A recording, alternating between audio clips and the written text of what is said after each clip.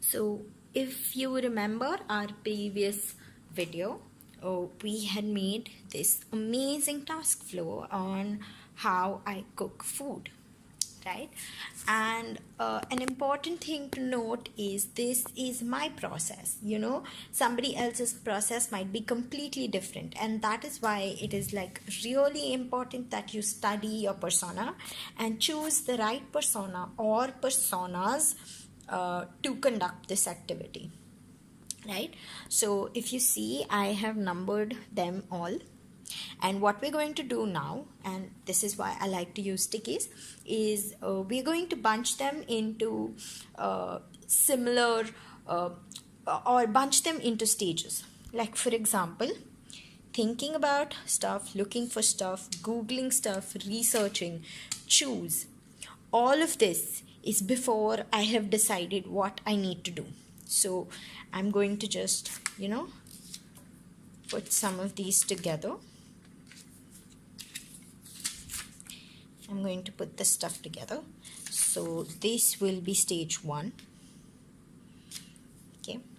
The next is preparing, cutting, boiling, keeping ingredients out, making groups, is all the stuff I do before the actual physical cooking, right? This is to make my life easier or whatever. So I'm going to just move it a little bit closer here.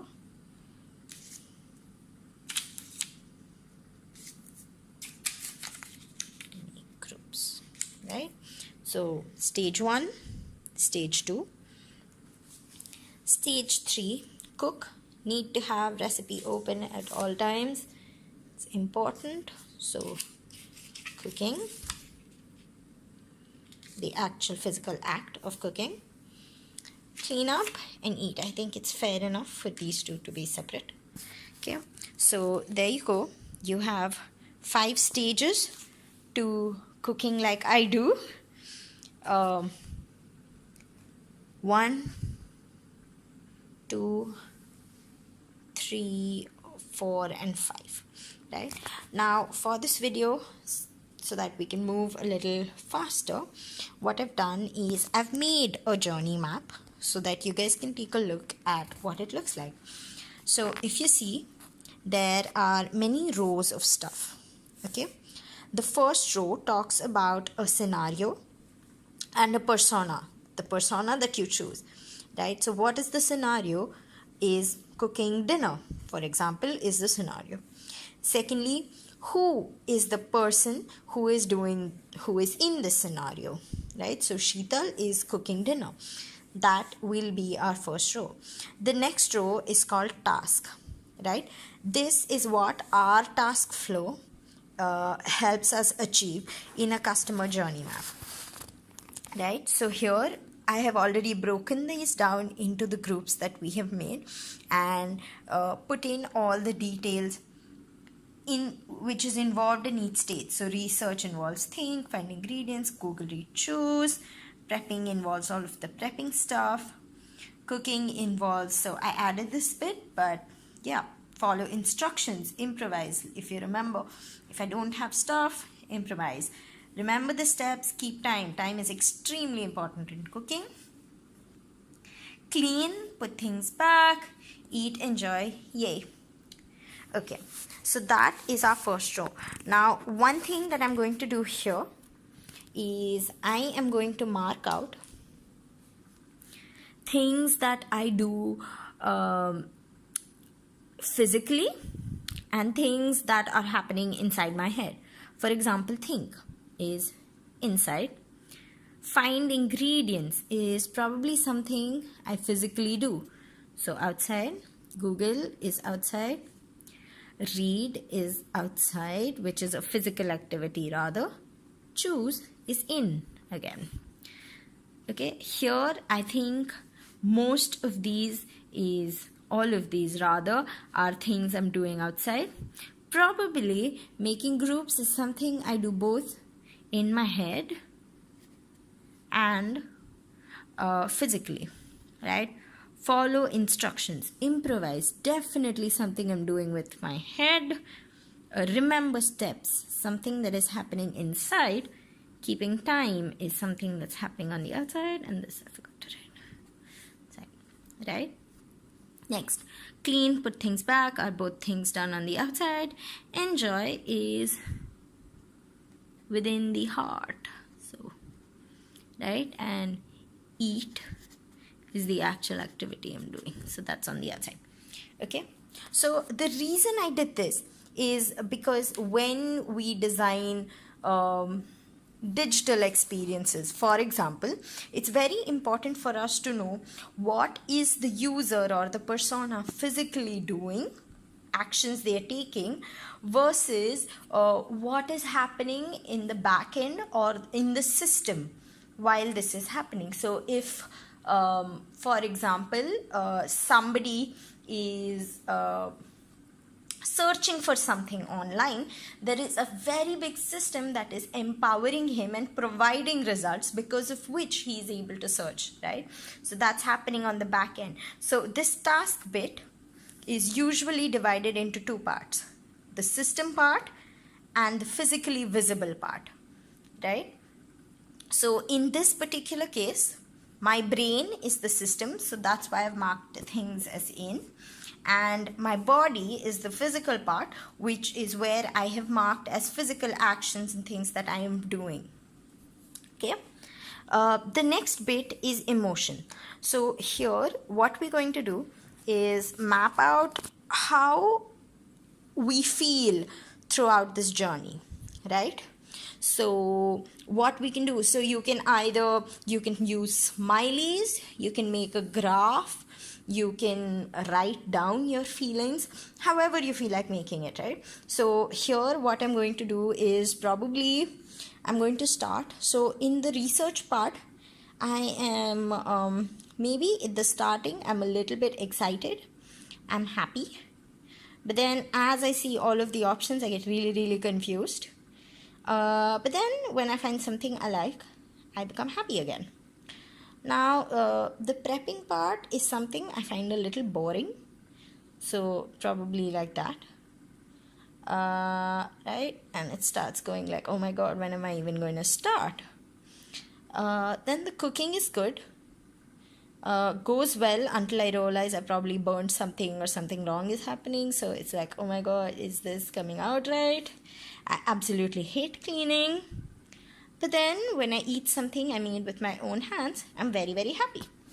So this is the emotional journey of a user, of me, while I am cooking, right? And this is important because human beings are very emotional creatures. So if you remember my previous video, we spoke about how people make bazillion tiny decisions every single day.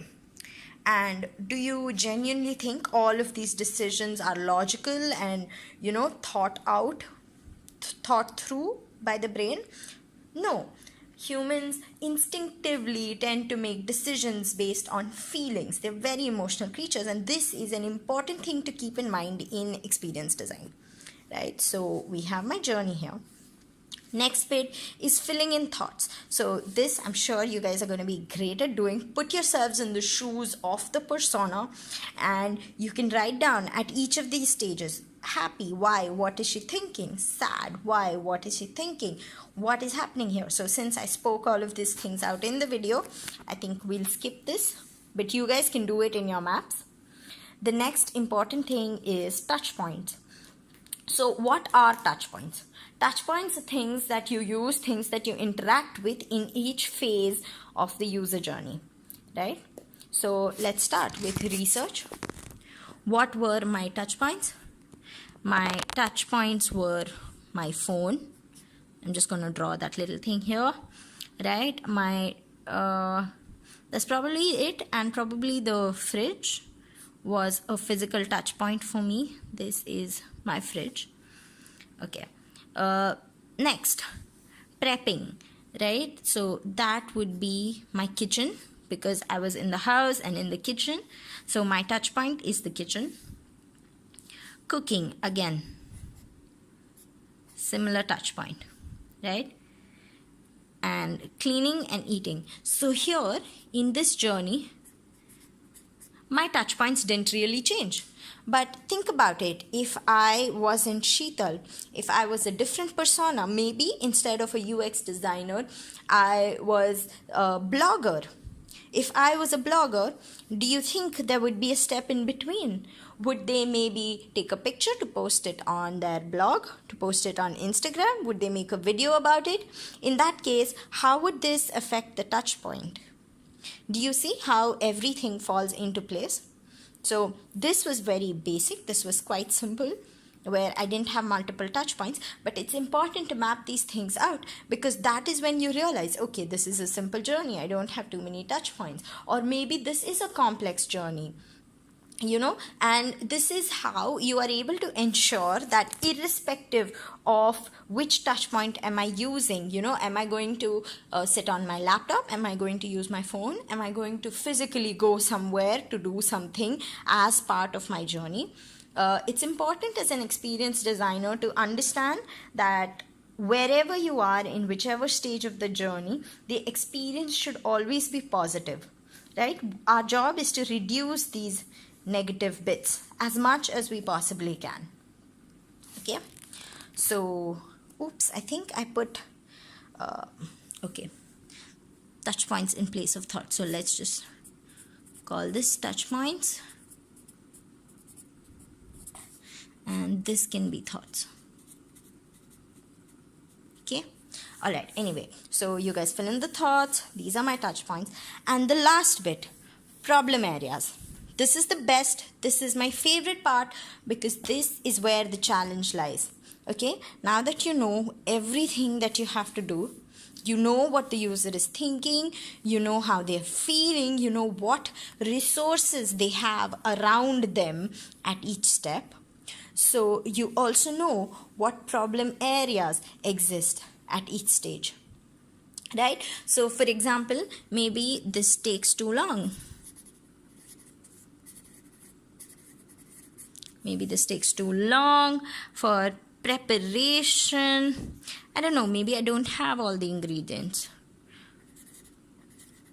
Don't have all ingredients. Okay, forgive my handwriting. Okay, cooking. Remembering is obviously a problem. Remembering is a problem. I have to hold the phone when my hands are busy. That's obviously a problem. Cleaning itself is a big problem, right? Eating, I'm happy about, right? Eating, I'm happy about. So this is an example of how to create a customer journey map. So I am hoping it's clear to you guys, and I'm hoping you will be able to do it. It's quite simple, and honestly, it's a very interesting activity. It's quite fun to think about it. You never break things down to this level of detail, but the fact that we're doing it now really helps a long way in creating good design. Okay, so good luck with that. I'm sure you guys are going to be awesome. Show me what you've made. I'm very excited to see how far you all have come, and see you in the next discussion. Bye bye.